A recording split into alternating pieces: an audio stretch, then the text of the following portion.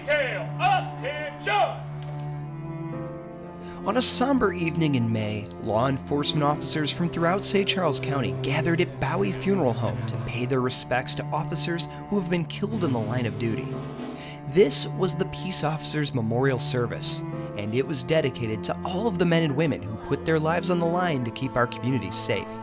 Representatives from dozens of police departments were in attendance, posting the colors, recognizing the fallen, and bearing witness to the sacrifices their brothers and sisters in blue have sometimes had to make on behalf of the communities they serve. Over many years, I've had the privilege of serving beside numerous great men and women that call themselves peace officers. But I've come to realize that they are so much more. Their fathers and mothers, sons and daughters, their brothers and sisters, their friends and mentors. Those who have made the ultimate sacrifice, those whom we remember and honor this evening, are so much more than the heroic acts that are called to mind at the mention of their name.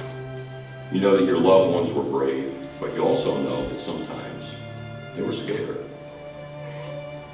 The law enforcement officers feel that fear in their stomachs, but you know the difference between them and most folks. They do it anyway. And they do it willingly. What makes their bravery so extraordinary is that they know what they are in for. They're men and women who spend weeks in an academy learning how dangerous this work is, and then raise their hands and take the job anyway. It is the way these brave men and women live their lives that's the best testament of their real worth. Now in its 25th year, the Peace Officers Memorial Service is an important expression of support for our fallen officers. But it's also a show of support for the families they leave behind. I became a widow that day, a Wednesday, September 10th, 2008. I was 36 with a 6-year-old boy, a 4-year-old daughter, 6 weeks pregnant, and my husband was dead. That day grew into night, which blurred into the next several days of sleepless nights, laying in bed looking at the empty space next to me. A few days later, as I stood by my deceased husband lying in the casket, police officers from all over, family, friends, people who Grant had arrested or come in contact with on calls, members of the community, and perfect strangers waited in line for hours to share with me their respect and condolences. Among those were 2 people from Missouri Concerns of Police Survivors, who had been in my very shoes just years earlier. I can still see their faces and remember them saying, "You will get through this. We will help you." O'Fallon has thankfully never had an officer be killed in the line of duty. However, 2 officers have passed away while serving as active law enforcement officers.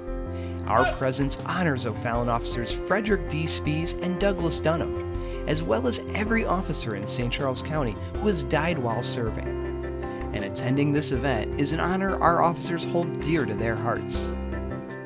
Tonight, we honor all of the officers that have been killed in the line of duty. But in addition to that, and what I think is even more important than honoring our fallen officers, is to have this opportunity to bring the families in, to show the families that we really haven't forgotten. And this night allows us to do that.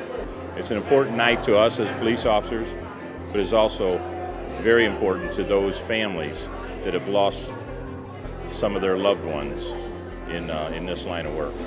And we take this very seriously, and we do it every year. So we never, ever forget. During the event, a roll call was held listing the names of all those who have died while serving. I, Lamb, 1930. Reuben Abington, 1978. Following the roll call was a candlelit vigil and a rededication to duty for all officers present. Are you resolved to protect the innocent, the weak, the peaceful, all respecting of constitutional rights? I am. Are you resolved to keep your A private 10-department life honor unsullied? guard performed a rifle salute, and a bagpiper played as the ceremony came to a close.